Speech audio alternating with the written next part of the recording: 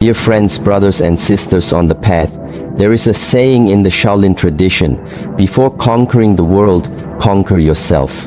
And today I want to speak about that conquest, not of others, but of our own inner enemies. These enemies cannot be seen, they cannot be touched, but they are the most dangerous ones because they live inside of us. If we do not become aware of them, they rule us. If we do not face that, they defeat us. Let me share with you 4 key ways grounded in Shaolin wisdom to overcome these inner enemies. Let us begin with the first and most essential step on the path of self-mastery, the step of awareness. In the Shaolin tradition, this is where all transformation begins. Nothing can change until it is seen. Nothing can be defeated until it is faced, and nothing can be understood while you are trapped within it. That is why awareness is not just a tool, it is the light in the darkness, the mirror that shows us our own reflection. Many people wake up each day and step into their lives like actors who never read the script. They react, they chase, they run, they fear, but they do not stop to ask why. Why do I feel this way? Why do I act like this? Why do I keep repeating the same mistakes? The truth is, they are not truly living. They are simply being pulled by invisible strings of thoughts, emotions, habits, and patterns. This is the prison of unconscious living. In Shaolin philosophy, awareness is the practice of waking up inside your own mind. It is the discipline of becoming the observer, not the actor, not the character, but the one who watches. Imagine a mountain, still and silent, watching the clouds pass. That is awareness. Thoughts come and go, emotions rise and fall, but the mountain remains steady. This is what we must become, a steady presence that does not drown in the storm, but watches the waves with clarity. To develop this inner awareness, we begin with the breath. The breath is always present. It does not lie, it does not pretend. When you observe your breath, you are brought back to this moment. Not yesterday, not tomorrow, but right now. And in this now, there is no fear, no shame, no regret, only observation, only presence. When anger arises, we usually say, I am angry. But this is already a mistake. You have already become the anger. You have lost the awareness. In Shaolin training, we are taught to say instead, anger is arising. This is very different.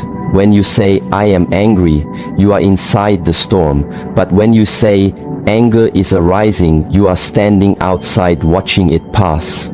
This is the power of awareness.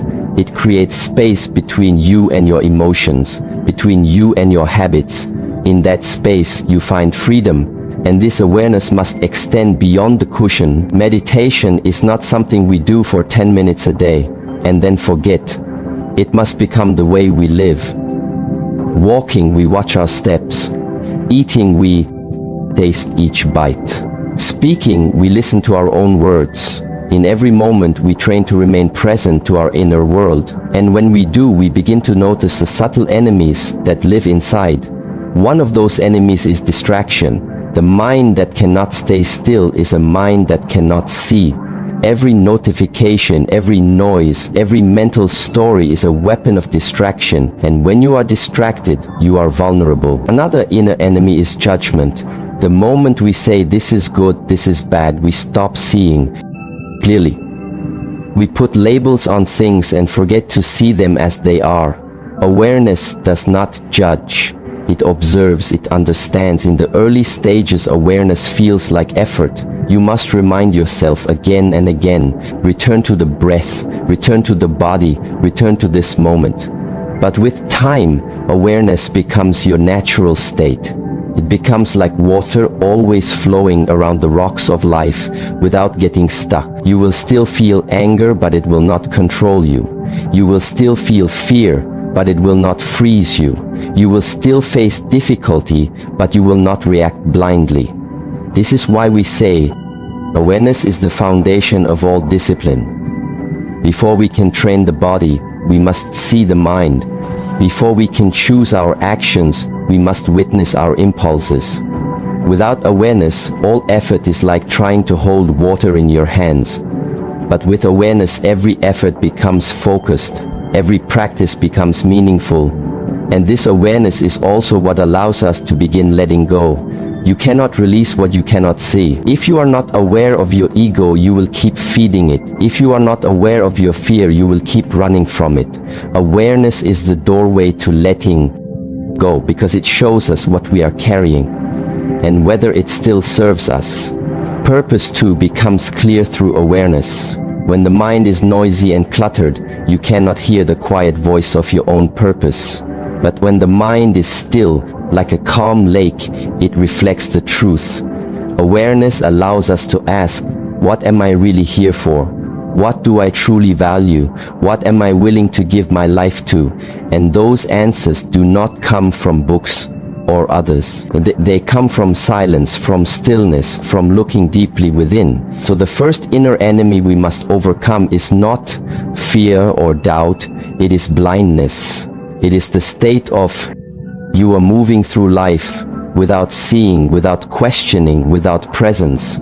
Once you open your inner eyes, everything begins to shift. Not because the world changes, but because your way of seeing it changes.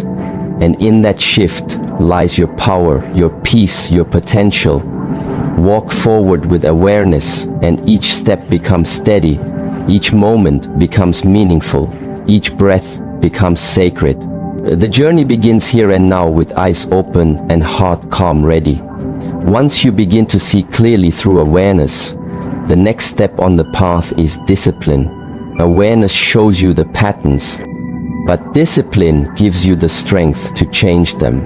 It is easy to see where you go wrong, but it is difficult to walk a different way. That is where discipline comes in.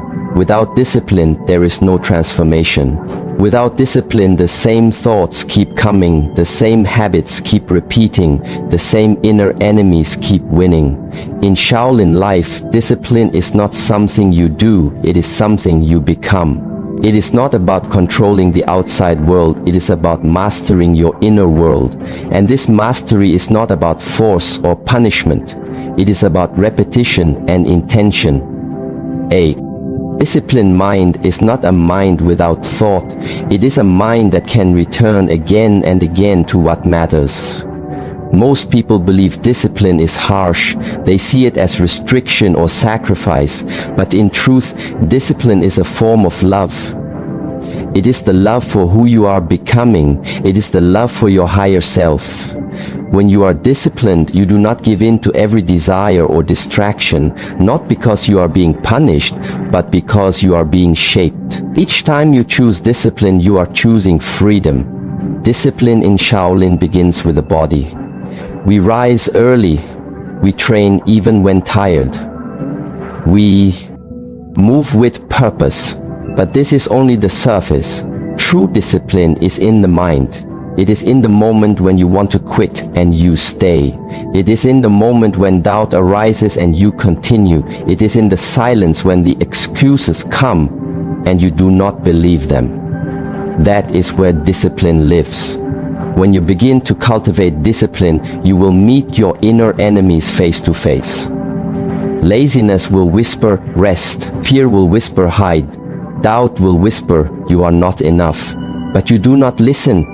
You return to the practice, you return to the breath, you return to your path. That return is discipline, and it is not about being perfect. No one walks the path without falling. Discipline is not never falling, it is standing up one more time than you fall. It is continuing even when no one sees, even when it feels hard, even when it is not easy. Discipline is the invisible thread that connects intention to action and action to transformation. In our daily lives, discipline can take many forms. It is rising with the sun to train the body. It is sitting in silence when the mind wants noise. It is choosing what nourishes you over what entertains you. It is speaking with honesty even when silence would be easier. It is keeping promises you make to yourself, even the small ones. These acts may seem simple, but they build the foundation of an unshakable character. Discipline also means protecting your focus. Attention is the most valuable energy you have. Where your attention goes, your life follows. The world is full of distractions and each one pulls you away from your purpose. Discipline is the decision to return your attention to what matters again and again, no matter how many times you are pulled away. You must also understand that discipline is not always loud. It is not always seen by others. Sometimes it is quiet, like the choice to let go of a thought, or the choice to speak with kindness, or the choice to take one more step when your mind says, stop. These quiet choices shape who you are more than any grand action. With awareness, you begin to see your patterns. With discipline, you break them. You may notice the habit of anger, but it is discipline that pauses before reacting. You may notice the urge to complain, but it is discipline that chooses gratitude. You may notice fear rising, but it is discipline that keeps you moving forward. Awareness gives you vision, discipline gives you motion, and as you continue to train discipline, it becomes easier. The body becomes stronger, the mind becomes steadier, the emotions become clearer. What once felt like effort becomes your nature. What once was difficult becomes your normal. This is how transformation happens, not all at once, but slowly, through small consistent acts repeated with intention. This discipline is also what allows you to let go. You cannot let go of anger if you are not strong enough to resist it. You cannot release your ego if you are not grounded in your values. Letting go requires discipline because it often feels uncomfortable. The familiar patterns feel safe, even if they cause suffering. Discipline is the courage to walk away from what no longer serves you, even when it feels hard. Purpose, too, is fed by discipline. It is not enough to know your purpose, you must live it. Discipline is what bridges knowing and doing. It is what takes your vision and makes it real. Without discipline, purpose remains an idea. With discipline, it becomes a life. The path of overcoming inner enemies is not a path of force or aggression. It is a path of steady effort, of choosing again and again to return to what matters, of rising each day with a clear mind and a strong will, of meeting your own resistance and walking through it. This is the warrior's way, not of fighting the world, but of mastering yourself. Letting go is one of the most misunderstood aspects of the inner path. Many believe it means weakness or giving up, but in truth, it is one of the deepest expressions of strength. In Shaolin philosophy, letting go does not mean to lose or to run away. It means to release what no longer serves your growth. It means to stop carrying burdens that weigh down the spirit and cloud the mind. It is not about having nothing, it is about not being possessed by anything. Letting go is freedom, and freedom is power. We all carry many things inside that we do not need. We carry old pain, old anger, old stories. We carry fear about the future and shame from the past. These become the enemies inside us. They whisper in moments of silence and guide our actions when we are unaware. We begin to live through these inner voices instead of living from our true self. Letting go begins when we decide we no longer want to be ruled by what was. When we say, I will not be defined by this. I will not hold what keeps me heavy. Letting go cannot be forced. It cannot be rushed. It happens when the mind is quiet and the heart is ready. It happens through awareness and discipline. First, you see what you are holding. Then you strengthen yourself to face it, and only then can you begin to release it. This is why letting go is not a single moment. It is a process. And like all things in the Shaolin path, it requires practice. One of the greatest obstacles to letting go is attachment. Attachment is the belief that we need something in order to be whole. It might be an identity, a belief, a memory, or even a desire, but everything we attach to holds a part of our energy, and if we are attached to something that is not in alignment with our path, it creates suffering. The more we hold on, the less space we have for peace. That is why we say, the hand that holds on cannot receive. To receive wisdom, peace, freedom, we must first release what blocks the way. This does not mean we stop caring. It means we stop clinging. It does not mean we forget. It means we no longer carry the weight. Imagine walking through life with a heavy backpack filled with stones. Each stone is a past hurt or fear or regret. With each step the weight increases, the path becomes harder, and we wonder why we feel tired. Letting go is the act of opening the bag and removing the stones one by one. It is not always easy, but with each stone removed, the walk becomes lighter, the path becomes clearer. In daily life, letting go shows itself in simple ways. It is the moment you forgive, even when you were never given an apology. It is the moment you choose silence instead of proving you are right. It is the moment you release the need to control outcomes and accept what is. It is not passive, it is deeply active. Letting go means choosing peace over pride, clarity over confusion, truth over ego. And letting go also includes the self-image we build. Many of us hold on to a story about who we are. We say, I am this, I am not.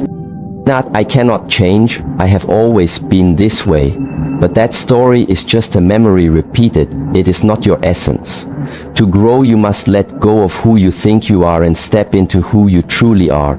This is a difficult step because it means entering the unknown, but the unknown is where all transformation begins.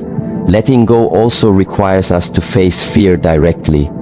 Fear is often the chain that keeps us attached. Fear of being alone, fear of failing, fear of not being enough. These fears are not based in reality, they are based in the stories we repeat. To let go, we must walk through fear, not around it. We must look it in the eye and say, you will not control me. And the moment we do that, the fear begins to lose its power. The practice of letting go can be supported by breath, by movement, by stillness. In Shaolin training, we move the body to release tension, we breathe to release emotion, we sit in silence to release thought. Each practice is a way of loosening the grip of the inner enemies. And over time, letting go becomes a natural way of being. We become less reactive, more grounded, less attached, more open. And when you begin to let go, you create space inside yourself. Space for joy, for compassion, for insight. The mind becomes clearer, the heart becomes lighter. You stop fighting with what is and begin flowing with it. This does not mean you stop acting. It means your actions come from a place of calm, not chaos, from presence, not pain. Letting go is not the end of effort. It is the beginning of deeper effort, because now your actions are guided by wisdom, not wounds. You do not waste energy holding what harms you.